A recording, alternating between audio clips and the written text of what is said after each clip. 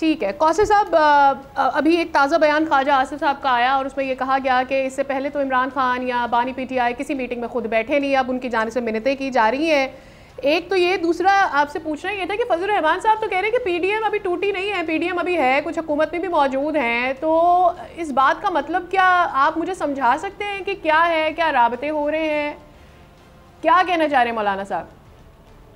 बिस्मिल्लाहिर्रहमानिर्रहीम, रब्बि सल्ली अला मोहम्मद व आले मोहम्मद। सादिया, सबसे पहले तो नईम हैदर ने कहा कि ये हमारा इंटरनल मामला है। बात इंटरनल मामलात की नहीं है। हम तो बड़े अरसे से ये कह रहे थे कि केपी के अंदर जो असल इश्यूज है उन पे तवज्जो नहीं दी जा रही। करप्शन का वही बाजार गर्म है जो कभी पंजाब में होता था, वो जो पिंकी गोगी एक गैंग था, उसी तरीके से मामलात केपी में चल रहे हैं। लेकिन हमारी बातों को अहमियत नहीं दी गई और बिल आखिर इनके अंदर से लोग उठे और एक दूसरे पे जो इल्जामात हैं वो बिल्कुल आपके सामने है। ये खुद एक दरों में तकसीम जमात है, तो ये अब किसी को क्या टफ टाइम देगी ये मुमकिन नजर नहीं आता। फार्म 47 के हवाले देते रहे। फार्म 47 का सबसे बड़ा इल्जाम तो मौलाना इन पे लगा रहे हैं केपी के अंदर कि मेरा मैंडेट चोरी किया गया, मुझे वापस करें, तो उसके बाद बात होगी। जहां तक पीडीएम का सवाल आपने किया सादिया, बिल्कुल अगर आपको याद हो तो मियां नवाज शरीफ ने कहा था कि ये जो पीडीएम है ये हम चाहते हैं कि ये देर पा हो। उस वक्त एक जिदोजहद जारी थी, एक रिजीम थी, फैज रिजीम जिसको कहा जाता था, एक लंबे प्लान थे। तुम जो है वो 2031 तक वजीर आजम, मैं आर्मी चीफ, इस तरह की कोई प्लानिंग थी, कोई प्रेसिडेंशियल सिस्टम पाकिस्तान में मुतारफ करवाना था।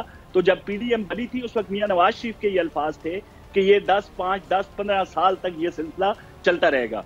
तो जितनी भी जमहूरी जमातें पाकिस्तान के अंदर है उन्होंने साबित किया, खा वो अब अपोजिशन में है या हुकूमत का हिस्सा है, जब मुल्क जो है वो मुश्किल हालात में था तो इन्हीं जमातों ने मिल बैठ के उस भंवर से मुल्क को निकाला। तो ये तो वो चीजें हैं जो साबित कर चुके हैं सारे, खा वो पीपल्स पार्टी है, खा वो पीएमएलएन है, मौलाना है, जो भी अफराद हैं, मुल्क की खातिर ये एक साथ इकट्ठे बैठे थे।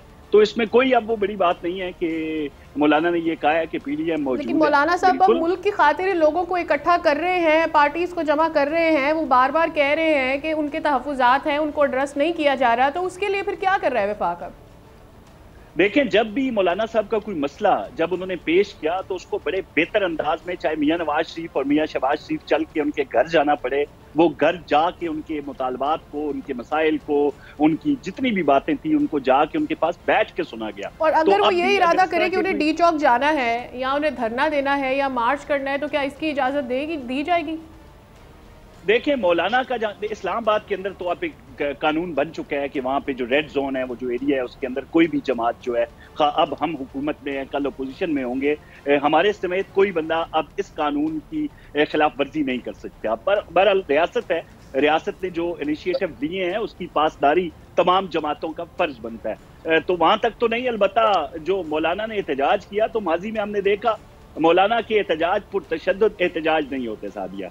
वो आते हैं, वो चाहे किसी, बेशक उनके साथ एक बहुत बड़ी तादाद होती है मुजाहिरीन की, लेकिन ना रास्ता रोका जाता है, ना एम्बुलेंसेस का रास्ता रोका जाता है, ना बीमारों का, ना ज़ईफों का, ना ट्रांसपोर्ट। बिल्कुल एक मामूलात जिंदगी जो आवाम के हैं वो मुतासर नहीं होते।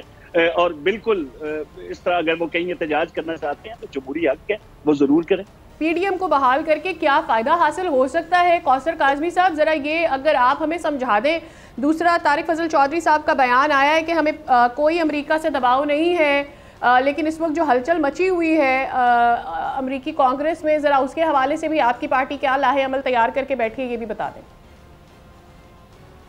देखें, सबसे पहले बात हो रही थी कि कंट्रोल किया गया है इमरान खान के दौर में दहशतगर्दी को। भाई, उस दहशतगर्दी को क्यों कंट्रोल करने की कोशिशें की गई, जिसका खात्मा मियां नवाज शरीफ ने अपने 2013 से लेके 16 तक 3 सालों में रद्द फसाद जो ऑपरेशंस थे 2, उनके तहत इसका खात्मा हो चुका था सादिया। और इस नासूर को पूरे मुल्क के अंदर दहशतगर्दी का जो रोजाना की उस पे होते थे बुनियाद पे हमले, कभी केपी में हो रहे हैं, कभी चारों सूबों में, तो उसका खात्मा मियां नवाज शरीफ ने अपने दौर में कर दिया था और बड़ा बतरीके एहसन किया था।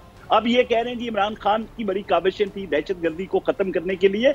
मैं मानता हूं कि सूबों की जो अहलियत होती है वो बड़ी कम होती है। जो बड़े ऑपरेशन होते हैं, जब बड़ी दहशतगर्दी की वारदातें शुरू हो तो उसमें सूबाई हुकूमतों के लिए आसान नहीं होता। लेकिन जो उनको एनएफसी की मद में जो पैसा मिलता है, जो सीसीडी, उसका आपने अच्छे तरीके से इस्तेमाल करके जो लोग वहां से आते हैं। अगर आप मुझे बता दें कि ये पीडीएम वाले मामले पर क्या पेशरफ्त हुई है, क्या कोई बातचीत हुई है? जिस तरह से वो बात कर रहे हैं कादिर साहब के ये अब पीडीएम शुरू करना चाहते हैं मौलाना साहब, देखिए आपने दो सवाल किए थे। एक तो अमेरिकन प्रेशर के हवाले से, वो तो सामने उनकी तरजीहात आ चुकी, ट्रंप हुकूमत की, इनकी तमाम उम्मीदों पे पानी भर चुका, ना पहले परेशान थे, ना अब परेशान है हम, ना आइंदा होंगे। अब जो पीडीएम की बात है, जो एहतजाज अभी हुआ नहीं, जो प्लानिंग हो रही है, लेट्स सी, अभी तो ये अपने दरों का शिकार है। मौलाना के मसाइल हमें पहले भी हल करना आते थे और आइंदा भी हम बतरीके हसन उनको हल कर लेंगे।